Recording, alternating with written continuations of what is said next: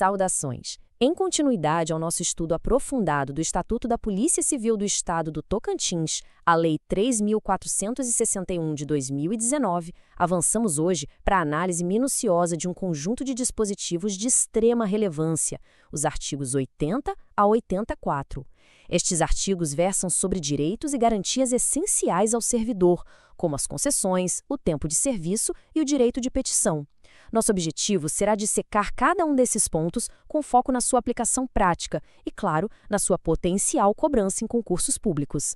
Para uma abordagem sistemática, organizamos nossa análise em 4 sessões distintas. Iniciaremos com o estudo das concessões e do horário especial. Em seguida, adentraremos na definição legal do que se considera efetivo exercício e tempo de serviço. A terceira sessão será dedicada ao direito de petição, com especial atenção aos seus prazos. E, por fim, realizaremos uma análise pragmática, voltada a como essa matéria é tipicamente exigida pelas bancas examinadoras. Iniciamos, pois, pela primeira sessão. Os artigos 80 a 82 do Estatuto tratam de situações específicas em que o servidor policial civil pode se ausentar de suas funções ou ter sua jornada de trabalho adaptada, sem que isso acarrete qualquer prejuízo funcional ou remuneratório. É fundamental notar que a precisão dos prazos e condições aqui estabelecidos é um campo fértil para a elaboração de questões de prova.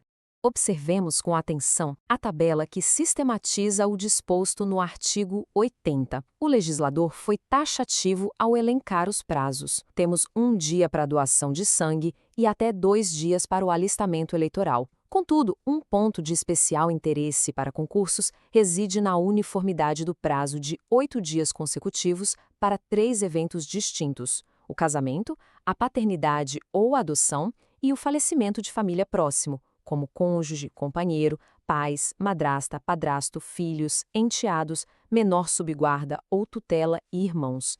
Memorizar essa isonomia de prazos é, portanto, uma estratégia crucial. Passemos ao artigo 81, que trata do horário especial. É de suma importância a distinção que a lei estabelece entre as duas hipóteses. A primeira, prevista no parágrafo 1º, é a do servidor estudante. Para este, a concessão do benefício está condicionada não apenas à comprovação da incompatibilidade de horários, mas, e esse é o ponto nevrálgico, à obrigatoriedade de compensação de horário. Já a segunda hipótese, no parágrafo 2º, destina-se ao servidor com deficiência ou que tenha familiar nessa condição. Aqui, embora também se exija a comprovação, esta se dá por junta médica oficial. E a diferença fundamental é: a concessão independe de compensação de horário. Essa exceção é um clássico em questões objetivas. O artigo 82, por sua vez, consagra uma garantia de natureza educacional. Fica assegurado ao servidor policial civil, removido no interesse da administração pública, o direito à matrícula em instituição de ensino congênere, ou seja, de mesma natureza, na nova localidade. Importante ressaltar que a lei garante essa matrícula a qualquer época do ano e independentemente da existência de vaga. O parágrafo único, de forma extensiva, estende esse mesmo direito ao cônjuge ou companheiro, aos filhos e aos dependentes legais do servidor. Adentramos agora um tema central na vida funcional de qualquer servidor: a contagem do tempo de serviço. O artigo 83 define o que se considera, para todos os efeitos legais, como tempo de efetivo exercício. A lista apresentada por este artigo constitui o que juridicamente chamamos de rol taxativo, ou seja, exaustivo. Compreender quais afastamentos são computados como tempo de serviço é essencial para o cálculo de direitos como promoções, aposentadoria e licenças. A lista do artigo 83 é extensa e precisa ser conhecida.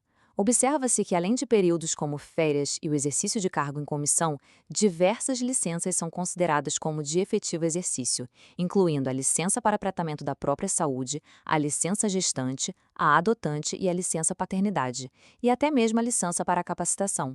Uma banca examinadora pode, com facilidade, elaborar uma questão que liste várias dessas hipóteses e peça ao candidato que identifique a única que não se enquadra. A atenção a cada um desses incisos é, portanto, indispensável.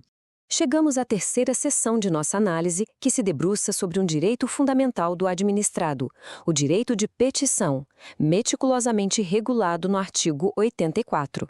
Este é um tema de particular interesse para certames, pois, como se sabe, onde há prazos processuais e procedimentais, há matéria para questões de concurso. O procedimento para o exercício do direito de petição é claramente delineado. Após o requerimento inicial, a autoridade competente dispõe do prazo de 5 dias para proferir o despacho. A partir deste, o prazo para a decisão final é de 30 dias. O ponto de maior relevância, que deve ser sublinhado e memorizado, encontra-se no parágrafo 5º deste artigo. Os prazos deste capítulo são fatais e improrrogáveis, salvo motivo de força maior. Isso significa que não admitem prorrogação e seu descumprimento gera consequências. Antes de analisarmos os prazos que o servidor possui para requerer, é imperativo compreender o instituto da prescrição. Conforme definido, a prescrição é a perda da pretensão, a perda do direito de exigir judicial ou administrativamente algo, em razão do decurso do tempo. É um instituto que opera em via de mão dupla. O servidor pode perder o direito de requerer e a administração, por sua vez, pode perder o seu direito de punir, o chamado jus puniendi. E aqui reside o cerne da matéria de prescrição no Estatuto. O parágrafo 2º do artigo 84 estabelece 2 prazos prescricionais distintos para o direito de requerer. O prazo mais longo, de 5 anos, é aplicado a situações de maior gravidade ou impacto, como os atos que envolvem demissão, cassação de aposentadoria ou de disponibilidade, e também aquelas que afetem interesse patrimonial e créditos resultantes das relações de trabalho. Para todos os demais casos, ou seja, como regra geral, a lei estabeleceu um prazo consideravelmente menor, de 120 dias. A capacidade de discernir em qual prazo uma determinada situação se enquadra é uma habilidade essencial. Pois bem, tendo esmiuçado a teoria contida nos dispositivos legais, voltemo-nos agora à sua aplicação prática. De que maneira as bancas examinadoras podem transformar a literalidade desses artigos em quesitos de avaliação? Analisemos alguns exemplos. Vejamos uma questão típica que explora a literalidade da lei. A pergunta é objetiva e direta. A resolução exige do candidato o conhecimento exato do artigo 80, inciso 3º, a linha C. O dispositivo é explícito ao listar irmãos entre os familiares cujo falecimento enseja a concessão e ao fixar o prazo em 8 dias consecutivos. A resposta correta, portanto, é extraída diretamente do texto legal, o que reforça a imperiosa necessidade do estudo da chamada lei seca.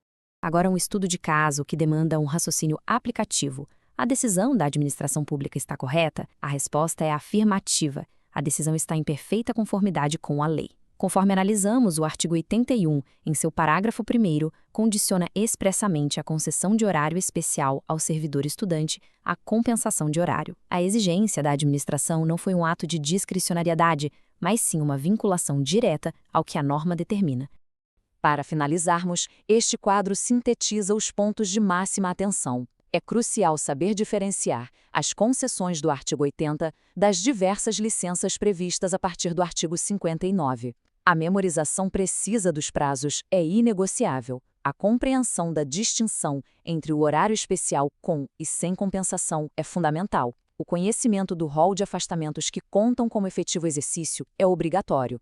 E, por fim, a natureza fatal e improrrogável dos prazos de petição deve estar sempre em mente. São esses detalhes que diferenciam os candidatos. Concluímos assim a nossa análise. A relação que se extrai deste estudo é que, em certames de alto nível, a aprovação frequentemente reside na atenção minuciosa aos detalhes, nos prazos que o legislador estabeleceu, nas exceções que ele criou e na exata literalidade de cada dispositivo. A dedicação a essa análise pormenorizada é o caminho que conduz à aprovação.